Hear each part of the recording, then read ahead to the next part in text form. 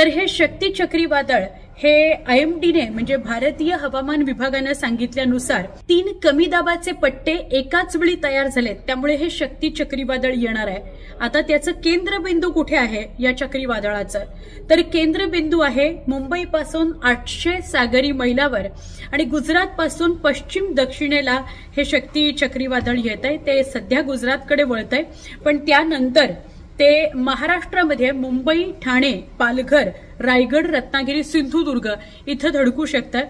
त्यामुळे त्या वेळेला जिल्ह्यांमध्ये स्थानिक ज्या काही सूचना आहेत त्याच्याकडे मच्छीमारांनी समुद्रावर जाणाऱ्या प्रत्येकाने त्या सूचनांकडे लक्ष ठेवायचं आहे।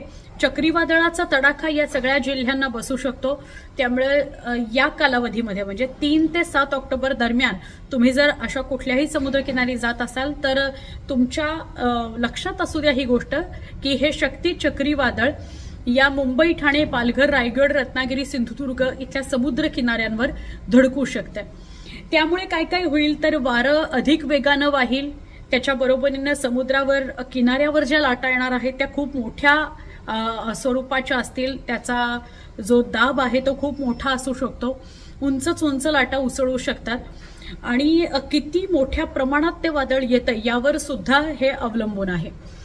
तर भारतीय हवामान विभागानं या शक्ती चक्रीवादळविषयी माहिती देताना असं म्हटलंय की काही अशी राज्य आहेत ज्यांना या शक्ती चक्रीवादळाचा तडाखा बसू शकतो। आधी आपण फक्त महाराष्ट्राविषयी आणि महाराष्ट्रातल्या जिल्ह्यांविषयी बोललो, पण ही फक्त महाराष्ट्रापुरती मर्यादित अशी बातमी नाहीये, तर अनेक राज्यांनाही या शक्ती चक्रीवादळाचा फटका बसणार आहे।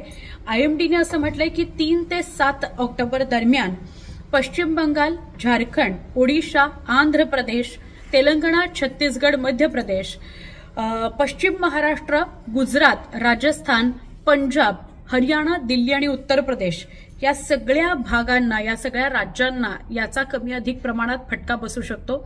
त्यामुळे या सगळ्या राज्यांमध्ये मुसळधार ते अतिमुसळधार स्वरूपाचा पाऊस पडेल। प्रत्येक राज्यामध्ये जी स्थानिक हवामान तपासणारी जी यंत्रणा आहे ती या संदर्भातले निर्देश देईल की कुठल्या राज्यामध्ये कोणत्या भागामध्ये किती मोठ्या प्रमाणात या शक्ती चक्रीवादळाचा फटका बसणार आहे। आणि शक्ती चक्रीवादळाचा फटका हा पावसाच्या स्वरूपातच बसेल, म्हणजे आतापर्यंत 4 महिने आपण महाराष्ट्रामध्ये आणि देशभरामध्ये अतिवृष्टी पाहिलेलीच आहे, 4 महिने पाऊस पाहिलेला आहे, पण या ऑक्टोबरच्या 7 तारखेपर्यंत सुद्धा या चक्रीवादळाचा इफेक्ट जाणवेल आणि म्हणून मुसळधार अतिमुसळधार स्वरूपाचा पाऊस अनेक भागामध्ये पडेल। हे शक्ती चक्रीवादळ जे आहे ते जसं मी सुरुवातीलाच म्हटलं की एकाच वेळी समुद्रामध्ये 3 कमी दाबाचे पट्टे पूर्व आणि पश्चिम सागरी परिसरामध्ये निर्माण झालेले आहेत आणि त्याचा एकत्रित परिणाम म्हणून हे शक्ती चक्रीवादळ निर्माण झालेलं आहे।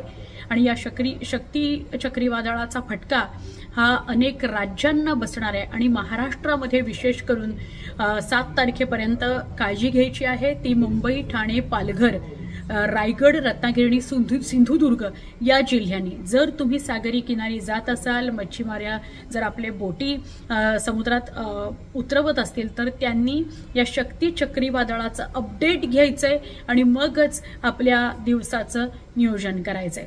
या शक्ती चक्रीवादळाविषयी जर अजून काही तुम्हाला माहिती असेल, अधिक जर काही तुम्हाला त्याचे इफेक्ट जाणवलेले असतील, म्हणजे आज खरं तर 4 तारीख आहे, कालपासून याचा परिणाम जाणवणार होता, त्यामुळे असे काही परिणाम जर तुम्हाला जाणवले असतील, जाणवायला लागले असतील तर त्याच्या सूचना तुम्ही आमच्या इथं कमेंट करून सुद्धा करा आणि आपल्या आजूबाजूच्यांपर्यंत सुद्धा नक्की पोहोचवा।